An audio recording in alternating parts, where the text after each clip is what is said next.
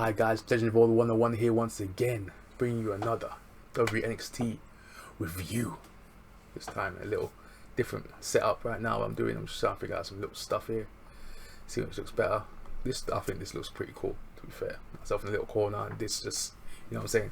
But as always, follow me on the Freeman place. You can find your boy Twitter, Facebook, Instagram. Thumbs video up, it's free. Share the video, subscribe, press the notification bell, and leave your comments in the comment section down below. Also know what you guys are thinking. Hey, so let's get into this, yo. Let's go. So this was an amazing show. The main roster should be ashamed of themselves, yo. The main roster is trash, baby.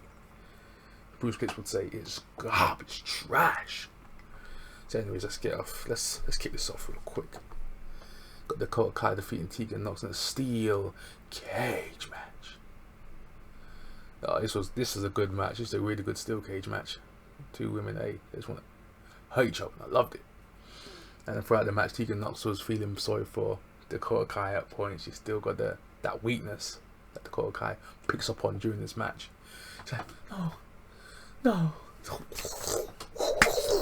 Starts beating her down. This is a hard hitting match, yo. I loved it. I actually loved it. We got Raquel Gonzalez at the side, chilling. You know what I'm saying? Looking gorgeous. I'll say all three of these women are sexy, but yeah, Raquel Gonzalez for me, whew, she's my girl right now. But let's turn off for a quick alarm to wake up. But yeah, as I said before, really good match, great chemistry together. They're friends outside this anyway during the indies, so they're friends with your Team Kick, the Corekai's faction. You know what I'm saying? But since the Corekai took out Tegan Nox, one of the takeovers, took out a knee, so they basically how this feud started, and it was really good. Great cage spots, choke slamming the Corekai off the cage at one point, kicking her down, giving her the shiniest wizard at one point. They kicked basically the Corekai hit her finisher, that front flip, backstabber. I love it. I love that movie. That movie's kind of sick. It's kind of complex, but I love it. They both kicked out of each other's finishers, and it was really good. Raquel Gonzalez, she does a spot. I loved it. I was like, I wish that was me. Just the other way around instead of going to the cage, straight in. But you know what spot I'm talking about. The referee's about to open the door for Tegan Nox. Raquel Gonzalez just goes.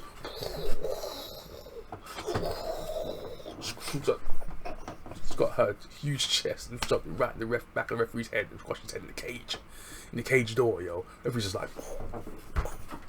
even though the referee's loving it, but that hurt. Raquel Gonzalez right out of the great spot just crushed the referee between her chest, yo. Oh my days, and the cage door. I loved it. So basically, yeah. Tegan Nox couldn't get out, so at some point she's basically just went over the cage instead, just to get away from Raquel Gonzalez, just trying to go over that way. So this time the Tegan Nox is kind of tentative because Raquel Gonzalez is outside. So yeah, she basically puts half her body out the cage, and Raquel Gonzalez does it again. She kind of just goes, crushes Tegan Nox's legs against the cage with the door, the outside way. This time the door does this. And the Corekai gets out, gets the win. So yeah, the Corekai keeps the feud going strong. She needed this win. Full stop. She needed to win this match because the Corekai was, because Tegan Nox was getting the best of her during this feud. So the Corekai was picking up a few losses here and there. So that she shouldn't have been picking up. She should have been in promos instead of having matches, but she's been having matches with other people and losing. So she needs to get a bit of steam, and the rocket ship. It's a little bit of a rocket ship struck to her back. Raquel Gonzalez is doing a good job. Has a muscle. Oh, what beautiful muscle she is. Raquel Gonzalez. Fire. Raquel Gonzalez is flipping fire. As all three of these women are, but literally all this roster. But Raquel Gonzalez is another planet right now. She's looking fire. She looked amazing. Leather pants. Oh my gosh. Leather trousers. Whew. But yeah. The Corekai wins the match. Getting too excited. Need to calm down. So let's scroll down here. So we got next. Chelsea Green versus Shotzi Blackheart. Oh, and before I talk about the second match, You got Rhea Ripley with her belt. She's at WrestleMania and she's at the stadium. I'm saying, talking about Charlotte and the upcoming match at WrestleMania. A match that hardly anyone wants to see. I want to rather see Bianca Belair versus Charlotte at WrestleMania, but hey, here we go. Hey, Rhea Ripley's the champion. Charlotte's going after her. Hey, we got it. So she's just basically talking about how it was a dream, how to have a match, and Rhea Ripley better walk out flipping WrestleMania with that strap, or we're gonna have problems. Bianca Belair better help Rhea Ripley win that match, or Rhea Ripley wins it by herself. One of the two has to happen. Charlotte cannot leave that arena with that belt. No way. So yeah, let's get back into this NXT review. So Chelsea Green defeats Shotzi Blackheart to qualify for the NXT Women's Championship and one contenders ladder match at TakeOver Tampa. And I didn't even know that was the case. To be fair, I didn't know about the stipulation of this match. I was looking at a really good match. To be fair, I was looking forward to a match between two long, powerful women. To be fair, it's a really good match, solid match. They really work well with each other. They played with each other really well in this match.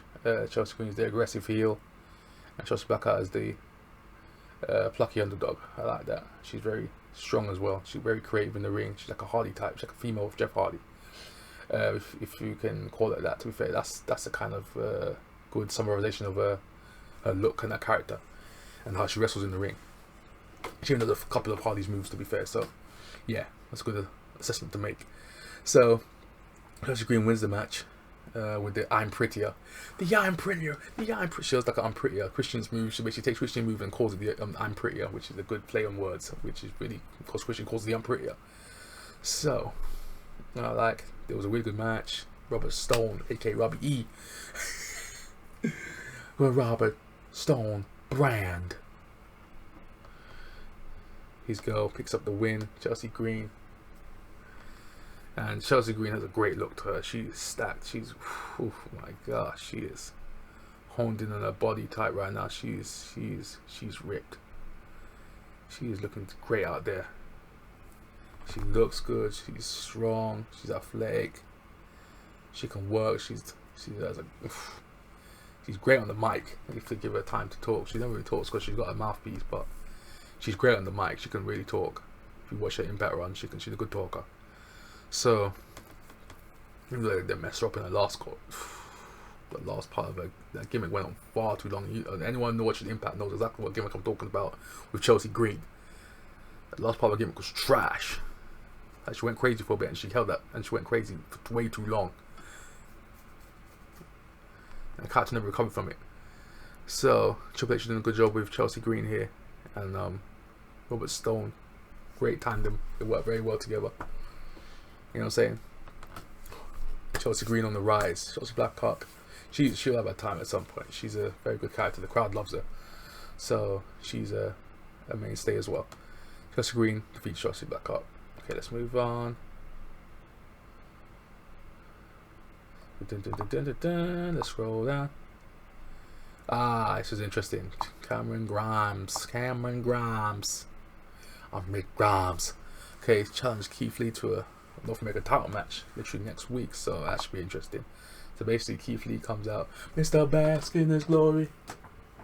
But I am limitless. Who is that? Who is that champ I see? It's the man on Let's Tell Stories. Keithley. Nah, it's just fair. I'm not playing words over that. So when he comes out, it's pure hype. The crowd gets hyped too, and I love it. So Keithley, the king of NXT, is here. North American champion. So basically, he gets challenged by Cameron Grimes. Cameron Grimes comes out, yo, nuclear heat. The crowd hates him. I flipping love it. The crowd did not make him want to speak right now, yo. They were like, boo, every time he said something. It was overwhelming. You could hardly even hear Cameron Grimes speak. Even Keithley was like, what'd you say? What? And Keithley was like, calm down. Then he speaks again. It's like, he starts laughing. Keithley was trying to keep the laughter, and I loved it. Keithley, ever the consummate professional, just controlled the crowd and got what he needed to get over. Just pushes Cameron Grimes down, holds the title up, and go beach next week. So, not so many words, but yeah. So Cameron Grimes runs off, and then that's the end of that segment. Really good segment. Next week, we're in for a treat. It's gonna be Cameron Grimes versus Mr. Bask in his glory, Keithley, the king of NXT. Okay, so let's see what we're gonna have next there. We got the Undisputed Era versus Danny Burch and Only Logan. So yeah, really good hard hitting match, as you know. You know what I'm saying? These two teams are gonna be hard hitting style. Colorado looking crazy over there on the right. Oh my gosh, Fish and O'Reilly, that team, Mr. Red Dragon. Yeah, no, for the reason, opens all the reason. And the Ring of Honor fan knows exactly what I just did there. So yeah, Red Dragon, aka Undisputed Era, picks up the win versus the Vets. The Vets, yo. Not the Grizzled Young Vets though, but the Vets. Only Logan, Danny Burch. So yeah, they're basically Kyle O'Reilly and Fish. They talk about the Broserweights. The Broserweights come out. They talk about, bro gets attacked. So what you said much unfair. They just get attacked by the Grizzled Young Vets. Flipping Zach Gibson and James Thick. So Zach Gibson goes soon to be the world's #1. Zach Gibson, the man. I saw this guy a little boy back in the indie scene. I knew this guy was a star. Zach Gibson is a star. Watch out for this guy. This guy right here, yo. Zach Gibson is the man. Liverpool's #1. Soon to be. Soon. The Grizzled Young Vets world #1. Oh, they're done. They will. I can see it coming. H is hiring these guys, and for a good damn reason. So yeah, let's move on past that. Austin Theory versus. Sorry, the Liverpool accent is just so strong. I couldn't get rid of it. Sorry about that. So Austin Theory defeats Isaiah Swerve Scott. It's the Swerve. You know what I'm saying? So basically, how this thing started. Swerve overhears Theory have an interview in the background while he's outside the performance center. So with one that looks like another wrestler who's Swerve's talking about. So Austin Theory goes, "I'm the greatest of all time." Swerve goes, "Wait, what? He's talking to his friend like, he just say what I think he just said? He's the greatest of all time. What? Nah, fam." Goes up to him and goes, "We're gonna have a match tonight. With the greatest of all time versus Swerve. Tonight." So yeah, as you can see, that boot went right to his face. Austin Theory picks up the win. The ATL finisher, bro. The all-day finisher from Austin Theory. Really good match. Swerve was working over Austin Theory's left arm. Theory was just working over Swerve's core during the match. It was a really good, hard-hitting match. It was hitting move like non-stop. It was a great flow to the match. Really good flow to the match. Oh, and also forgot during the cage match. I almost forgot to even say this. These adverts are killing me. The first cage match, the adverts killed me. I was like, how can you have an advert during a cage match? That annoyed the heck out of me. That just bothered me. I had to get out of the way. Through both cage matches, that annoyed me.